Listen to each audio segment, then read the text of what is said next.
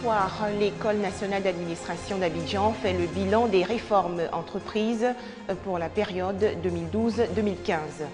Non au cancer de l'utérus, au diabète et à l'hypertension artérielle. La ville de Divo accueille les 5e journées de dépistage de ces 3 maladies. Enfin, le Canada contre le terrorisme. Ottawa va identifier et contrer les menaces. Bonsoir à tous et merci d'être avec nous sur RTI 2. Après les réformes entreprises à l'École nationale d'administration d'Abidjan pour la période 2012-2015, comment se porte l'institution? Les responsables de l'ENA ont fait le bilan de ces changements le 21 octobre dernier. L'occasion également d'élaborer un nouveau plan global stratégique 2015-2020 pour une plus grande appropriation de toutes les parties prenantes. L'École nationale d'administration, ENA, principale structure de formation professionnelle des cadres de l'administration ivoirienne, veut repenser sa politique et la stratégie de développement mise en œuvre depuis l'indépendance. Pour les responsables de cet établissement d'enseignement supérieur, l'État doit disposer d'une administration publique efficace, transparente et responsable, d'où la nécessité de mener une réforme. L'ENA a besoin de se reformer parce qu'il y a eu beaucoup d'évolutions dans notre société. Il y a eu des évolutions sur la gouvernance de notre pays, il y a eu des évolutions sur les droits humains, il y a eu des évolutions sur les nouvelles technologies. Et puis, l'ENA doit pouvoir soutenir cela parce que toutes ces évolutions sont des inducteurs de formation. Donc, les fonctionnaires doivent être au diapason de ces évolutions. Selon Evelyne Liapo, directeur général de l'ENA, cet atelier bilan de la mise en œuvre du cadre stratégique 2012-2015 permet de définir des orientations pertinentes. Nous avons travaillé à partir de ce cadre stratégique et puis maintenant nous voulons voir est-ce que nous sommes vraiment dans le sens que nous nous sommes donnés et puis est-ce que nous ne pouvons pas redimensionner encore les missions de l'ENA pour que l'ENA soit au cœur de l'action publique. Un atelier bilan qui a vu la participation de représentants de l'administration publique, des partenaires techniques et financiers du secteur privé, mais aussi des organisations de la société civile et des anciens élèves de l'ENA. Un reportage de Koné Pargassoro. On change complètement de sujet. La fondation Didier Drogba a fait des heureux. La structure a offert récemment 1000 kits scolaires aux enfants issus de milieux défavorisés. La plupart sont des pensionnaires de centres d'accueil et organisations de protection de l'enfant. La fondation Didier Drogba, créée en 2007, a pour objectif de soutenir les populations africaines en termes de santé et d'éducation.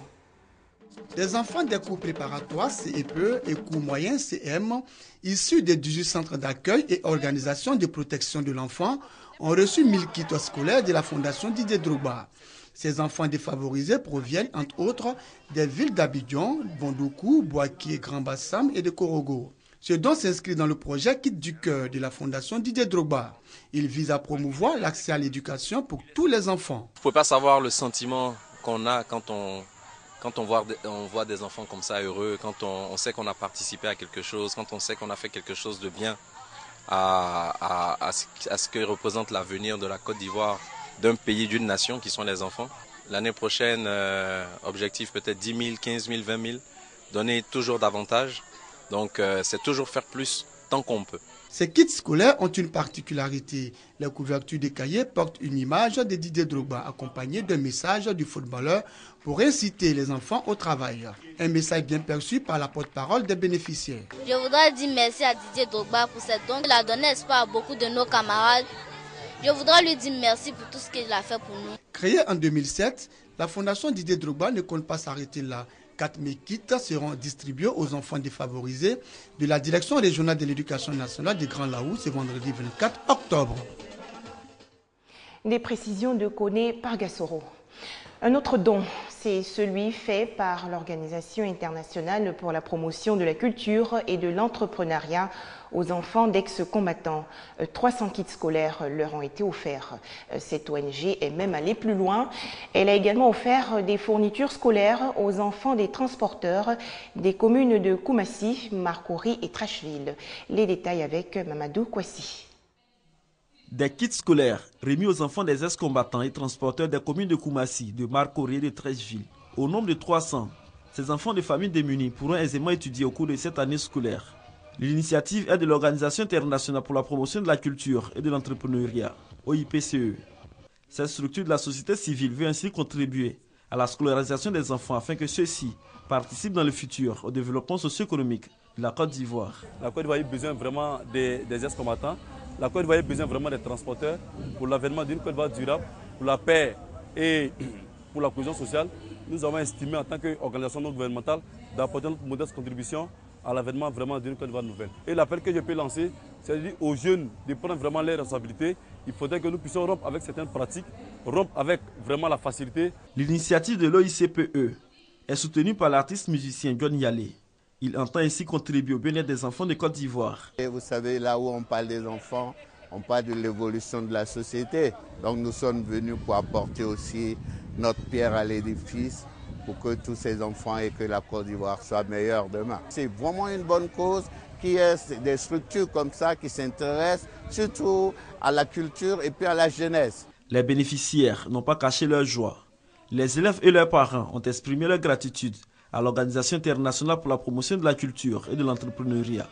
Ils promettent réaliser de bons résultats en fin d'année scolaire. Il faut rappeler que plusieurs actions sociales sont à mettre à l'actif de cette structure qui lutte pour le bien-être de la population. Un cancer, un diabète ou une hypertension artérielle dépistés tôt se soignent mieux. Les populations de Divo ont bénéficié de dépistage gratuit de ces 3 affections du 17 au 19 octobre dernier. C'était lors des 5e journées de dépistage du cancer du col de l'utérus, du diabète et de l'hypertension. Une initiative de la Caisse nationale de prévoyance sociale et de ses partenaires. 3 jours durant, les populations de Divo se sont déplacées en grand nombre à la rencontre des praticiens de santé venus d'Abidjan. Pour le cancer du col de l'utérus, les femmes ont eu droit à une séance d'explication sur cette pathologie. Elles ont notamment été informées que 2 vaccins existent pour éviter le cancer du col de l'utérus. Mais ces vaccins ne sont valables que pour celles qui n'ont pas encore connu de rapport sexuel. Quant aux autres femmes, leur seule voie de salut réside dans le dépistage précoce. C'est donc ce dépistage-là qui leur a été offert par la Caisse nationale de prévoyance sociale, CNPS. Ainsi, sur 334 femmes dépistées, 9 sont déclarées positives au cancer du col de l'utérus. Les médecins ont prodigué des conseils pour une prise en charge efficace, avant de les exhorter à encourager celles qui n'ont pu effectuer le déplacement à se faire dépister. En ce qui concerne le diabète, Dr Cabran a rappelé que c'est une maladie qui est classée pandémie nationale. En seulement 2 journées de consultation à Divo, 57 nouveaux cas ont été découverts. Selon le médecin, le message que ces journées véhiculent est qu'il faut venir se faire dépister, connaître son statut, venir affronter la réalité pour mettre en place les mesures pour vivre longtemps. Au stade actuel de l'avancée de la médecine, le diabète ne se guérit pas. Les médicaments permettent seulement de maintenir le taux de sucre à un niveau qui permet de retarder au maximum l'apparition des complications inhérentes à la maladie diabétique. Un sujet de Chantal Akandan. La fièvre Ebola reste une urgence de santé mondiale selon les responsables de l'Organisation mondiale de la santé. L'OMS s'inquiète aujourd'hui face à la situation en Guinée-Conakry, au Libéria et en Sierra Leone. Le virus Ebola a déjà causé presque 4900 morts. Justement, une équipe médicale cubaine est au Libéria pour aider à la lutte contre la fièvre hémorragique.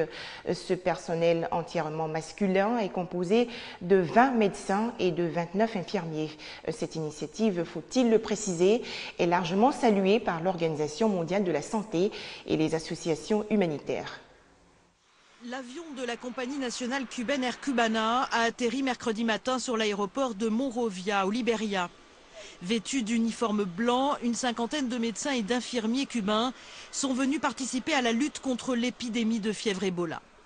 Entièrement masculine, l'équipe médicale est composée de médecins généralistes et d'unités de soins intensifs, d'infirmiers, d'épidémiologistes, de chirurgiens, de pédiatres et d'anesthésistes. Elle a été accueillie par l'ambassadeur de Cuba au Libéria qui a décrit l'arrivée de ces experts médicaux cubains comme un signe fort de solidarité. Nous ne pouvons pas voir nos frères et nos sœurs d'Afrique avoir des difficultés, subir des périodes difficiles, alors que nous sommes là, dans nos maisons à Cuba. Nous pensons qu'il est de notre devoir de les aider. Au total, ce sont 256 professionnels de santé cubains qui sont aujourd'hui déployés sur le terrain dans les pays touchés par l'épidémie. Dès le 1er octobre, Cuba avait déjà envoyé 165 professionnels de santé en Sierra Leone. Au Libéria, ils côtoieront les Américains qui ont construit plusieurs cliniques, dont la dernière dans la banlieue de Monrovia. De nouvelles violences en Centrafrique. Au moins 30 personnes ont été tuées et plusieurs dizaines d'autres blessées récemment dans l'attaque d'un village de la région de Bakala par des individus armés. C'était dans le centre du pays. Les négociations d'Alger relatives à la crise malienne suspendues jusqu'en novembre prochain. Il s'agit de donner un délai suffisant aux délégations pour consulter leurs bases. À peine démarré, le troisième round des pourparlers à Alger entre les groupes armés du Nord Mali et le gouvernement de Bamako enregistre déjà ses premiers couacs. Les principaux mouvements rebelles, MNLA, ACUA et MAA, favorables au fédéralisme, s'étonnent de l'absence de leurs propositions dans le document qui doit servir de base à la rédaction de l'accord de paix. Ils demandent du temps pour examiner le texte soumis aux partis par la médiation internationale et haussent le ton. On pense qu'on a fait assez de concessions comme ça. Aujourd'hui, s'il y a une partie qui doit faire des concessions, on pense que c'est la partie malienne qui doit faire des concessions. Nous devons pouvoir vraiment se faire confiance et pouvoir avancer. Mais je réitère l'engagement du gouvernement à tout mettre en œuvre dans le cadre d'un processus politique pour pouvoir arriver à un accord. Baptisé Alger 3, la troisième phase des négociations entre le gouvernement malien et les principaux mouvements armés se poursuit à huis clos et dans un climat de tension. Un climat alimenté sur le terrain par la multiplication d'attaques meurtrières contre les casques bleus, mais aussi par la recrudescence de violences entre communautés touareg.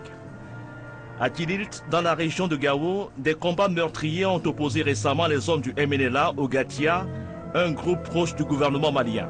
Le fond du problème, je pense que tout le monde a une idée. Il y a des frères qui ont pris les armes contre l'État, qui considèrent que ceux qui sont avec l'État doivent subir leur joug là où l'État n'est pas.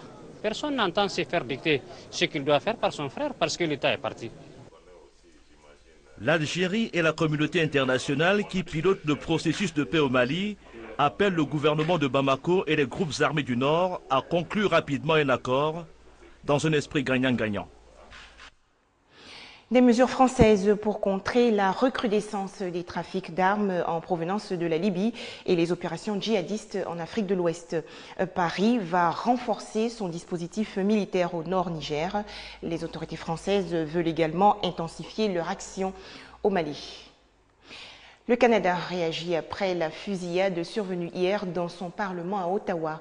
L'État prend conscience d'être une cible du terrorisme. Le Premier ministre Stephen Harper assure que le pays va prendre toutes les mesures nécessaires pour identifier, contrer les menaces et assurer la sécurité de ses citoyens. Aujourd'hui à Ottawa, c'est le recueillement sur le lieu où un second soldat a été tué en 3 jours au Canada, alors qu'il était en faction devant le mémorial de la guerre, abattu mercredi par un tireur qui s'est ensuite réfugié dans les locaux du Parlement à Ottawa. Une fusillade éclate dans les couloirs du Parlement fédéral, la police fait évacuer des visiteurs, employés et parlementaires. Les abords du Parlement sont bouclés par un important déploiement de policiers. Il avait une sorte de fusil, un fusil avec un long canon. Il était en civil ou il portait un uniforme? Il était habillé avec des vêtements civils, avec une capuche et un bandana. Après plus d'une heure d'échange de tirs, l'assaillant, un Canadien de 32 ans, Michael Zéav-Bibo, considéré comme un voyageur à haut risque, est abattu par un membre de la Gendarmerie royale du Canada dans le Parlement. Le suspect converti à l'islam s'était fait récemment retirer son passeport. Les autorités canadiennes n'entendent pas se laisser intimider par des organisations terroristes. Nous ne sommes pas intimidés. Le Canada ne sera jamais intimidé. En fait, cela nous amène à renforcer notre détermination et à redoubler nos efforts et ceux de nos agences de sécurité nationale afin de prendre toutes les mesures nécessaires pour identifier et contrer les menaces et protéger le Canada. 2 attaques en 3 jours visant des militaires canadiens. Lundi, un individu renverse 3 militaires à Saint-Jean-sur-Richelieu, près de Montréal, avec sa voiture. L'un d'entre eux succombera à ses blessures. Une attaque revendiquée par un jeune Québécois de 25 ans, Martin Rouleau-Couture, lui aussi récemment converti à l'islam. Il avait tenté de partir en Turquie. Après une course-poursuite sur l'autoroute, il sera abattu par la police. Il était connu des services de renseignement depuis plusieurs mois. Quand nous l'avons arrêté, il s'apprêtait à quitter le pays. Nous l'avons arrêté et nous l'avons interrogé. Avec les renseignements que nous avons récoltés, nous n'avions pas assez de preuves pour poursuivre l'instruction et l'inculper. Le lien entre les deux attaques n'est pas établi, mais il ne fait aucun doute que le Canada est une cible désignée au sein de la coalition contre le groupe islamique en Irak et en Syrie. L'armée canadienne a demandé à ses soldats qui ne sont pas en opération de ne plus porter l'uniforme en dehors des bases militaires. C'était là l'essentiel de l'actualité. Merci à tous de votre attention.